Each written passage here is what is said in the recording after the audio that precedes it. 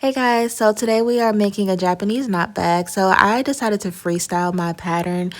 So this is my dimensions. However, I am going to go ahead and put a PDF version that is very similar to mine in the description box for you if you wanted to print one out. So what I am doing is I am going to go ahead and take my pattern and I'm going to go ahead and just simply cut my pattern out, and I need two pieces. Now you want to make sure that your pieces are facing opposite directions. So you see that I have it on a fold, but I'm making sure that that bottom is not folded, if that makes any sense at all. So I'm going to go ahead, I'm doing that to the other one. So this is my outer lining. So you should have two pieces of each. And what we're going to do is take our first pattern and we're going to make sure that it is facing right sides together, and we're going to pin those edges at the top.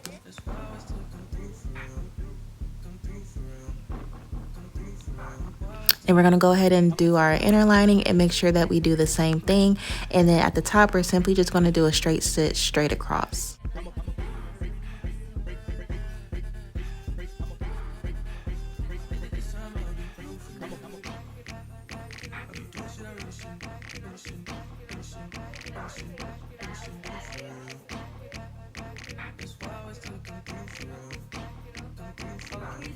Now, once you have done that, you should get something like this.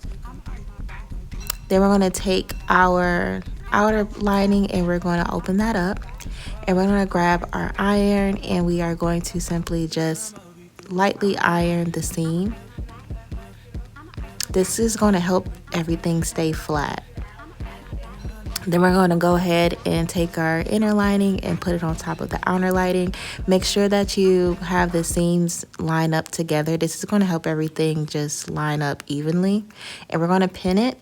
And I also add some extra pins as well, just to make sure that nothing shifts. But we are going to take a straight stitch and just simply sew that inner circle there. And you're going to make sure that you do it all the way around.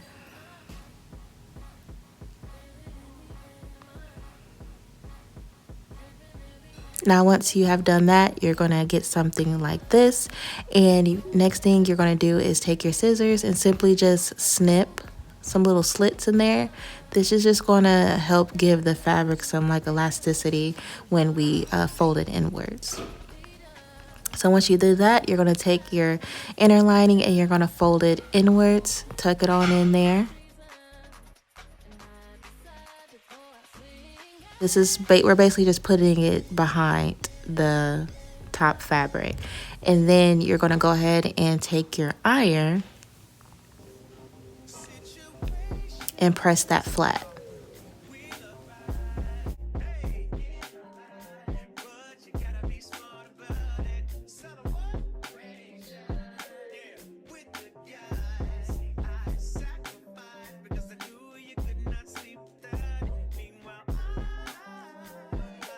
Now, once you have completed that, you're going to go ahead and do a top stitch and sew all the way around once again. And you will have something like this. Next, we're going to go ahead and take those bottom pieces and we're going to match them together and we're going to pin them. So we're only going to sew the side, the bottom, and the other side. We're not going to sew those square edges and we're not going to sew those handles. So literally where I'm pointing, that's exactly where you're going to sew. Leave those squares open and do not sew the handle part. So you're going to make sure that you do that on both sides.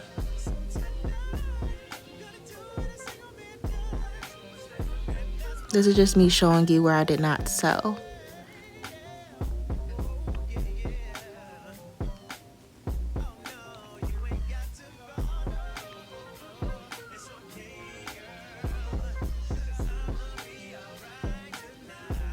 Okay, so next thing we're going to do is take that bottom, we're going to pinch those ends, and we're going to do a top stitch straight across. And you're going to do that to all four sides in the outer fabric in the lining.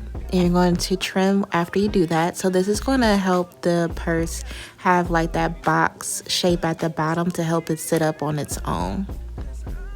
Now you're going to put your hand through one of those handles and simply just take all the fabric and push it through to turn it right side out.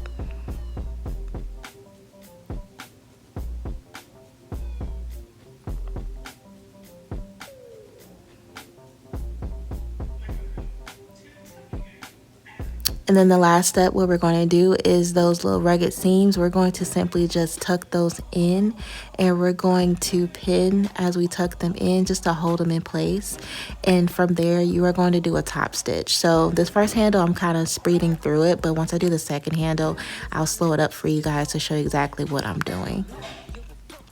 So I did a top stitch on the first handle. So the second handle, I'm going to go ahead and do the same thing. We're going to take those rugged ends and we're going to tuck them in.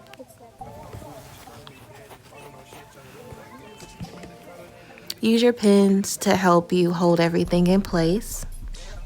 Another hack that actually can help with this is if you take your iron and you make sure, just go ahead and just press those seams to help them stay flat, so you have like a permanent